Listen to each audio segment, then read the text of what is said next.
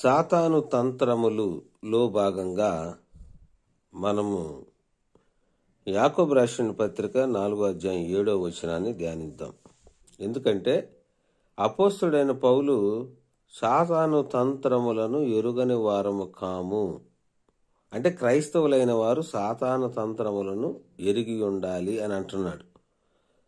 కాబట్టి ఎరిగి ఉన్న మనం ఎలా ఉండాలో యాకోబు రాసిన పత్రిక 4:7 ఒక అద్భుతమైన మాటను దేవుడు వ్రాయించాడు. ఒకసారి ధ్యానించుకుందాం. కాబట్టి దేవునికి లోబడి ఉండి అపవాదిని ఎదురించుడి, అప్పుడు వాడు మీ యొద్ద నుండి పారిపోవును. ఈ మాటలను ఒకసారి మనం ధ్యానించినట్లయితే అమూల్యమైన సత్యాలు దేవుడు వెలుగులోనికి తీసుకుని వస్తాడనే విషయాన్ని మీకు తెలియజేస్తా ఉన్నాను. ప్రతి వ్యక్తి అన్ని విషయాలలో అనగా తన ప్రవర్తన అంతటి మీద దేవుని అధికారాన్ని ఒప్పుకొని భక్తి జీవితాన్ని కొనసాగిస్తే దేవునికి లోబడిన వారే అవుతారు అని మీరు గ్రహించాలి. తద్వారా అపవాదిని ఎదిరించిన వారే అవుతారు అని తెలుసుకోండి. దేవుని యందలి భయభక్తులు కలిగి దైవ చిత్తానుసారంగా ఈ జీవిత బ్రతుకు ప్రయాణాన్ని కొనసాగిస్తే నిబ్బరమైన బుద్ధి కలిగి స్థిరత్వాన్ని సాధించిన వారు అవుతారు. నిబ్బర బుద్ధి కలిగి భయపడకుండా, చంచలత్వం లేకుండా నిలకడ స్థితి కలిగి దైవభక్తి జీవితాన్ని కొనసాగిస్తారో దుష్టుడు వానిని ముట్టడు, అపవాదిని జీవితంలో నుండి పారిపోవును.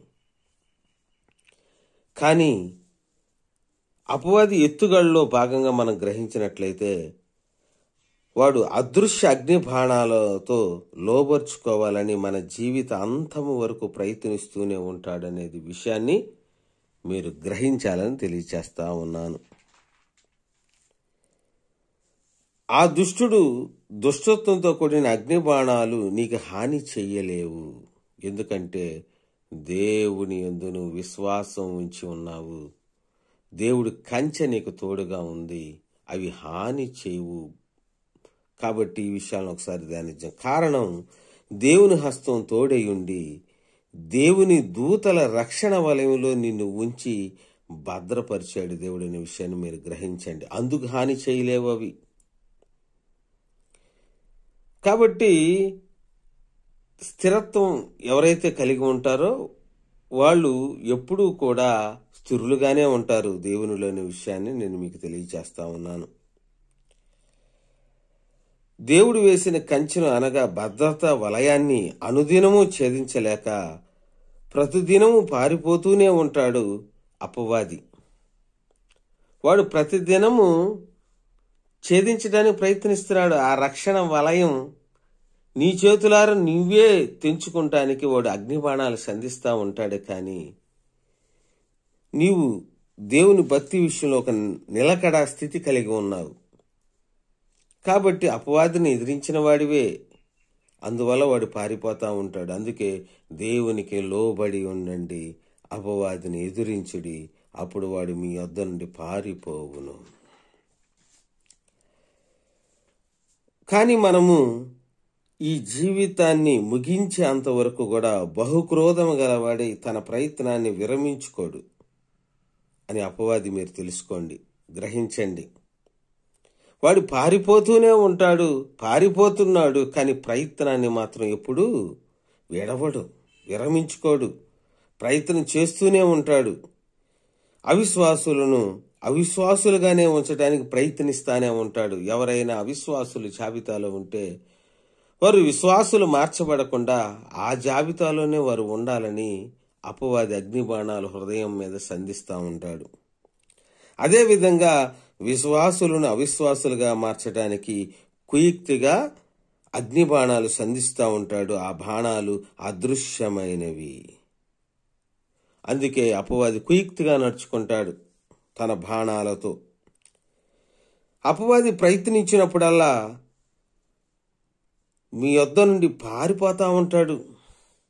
దుష్టుడు పారిపోతూ ఉంటాడు. అపవాది ప్రయత్నిస్తానే ఉంటాడు, వాడు పారిపోతూ ఉంటాడు. ఎందుకనంటే మీరు దేవునికి చోటిచ్చిన వారు అపవాదిని అపవాదిని ఎదిరిస్తున్నారు. మీరు దేవునికి లోబడి ఉన్నారు.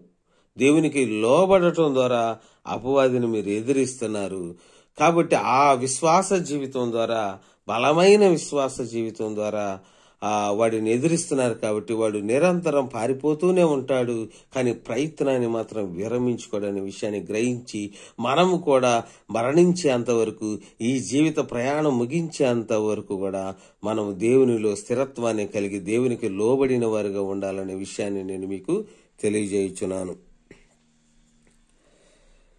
కారణం, మీరు దేవునికి లోబడి ఉండటం, క్రియలలో అపవాదిని ఎదిరించటం. ఎందుకు పారిపోతున్నాడు? దానికి కారణం, మీరు దేవునికి లోబడి ఉండటం వలన, క్రియలలో అపవాదిని ఎదిరించడం వలన. ఆ క్రియలు ఎలాంటివో తెలుసా? దేవునికి మహిమ తెచ్చేవి. దేవునికి మహిమ తెచ్చేవిగా ఉంటే మన క్రియలు, దేవుడు మనల్ని గణపరుస్తాడు. మన ద్వారా దేవుడు గణపరచబడతాడు. అందుకే అపవాది పారిపోతాడనే విషయాన్ని మీరు గ్రహించండి.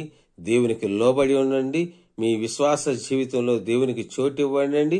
ప్రతి విషయంలో దేవుని మీద ఆధారపడండి. అప్పుడు మీరు అపవాదిని ఎదిరించిన వారు అవుతారు. వాడు మీ వద్ద నుండి పారిపోతూనే ఉంటాడు. అయితే జీవిత అంతము వరకు దేవునిలో, ప్రభు అయిన క్రీస్తులో స్థిరత్వాన్ని సాధించండి. క్రీస్తుని ధరించుకోండి. క్రీస్తు స్వరూపంగా మార్చబడండి.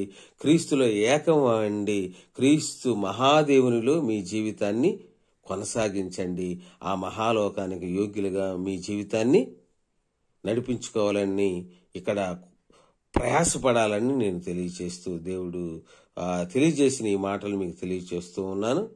నా మాటలు ముగిస్తూ ఉన్నాను.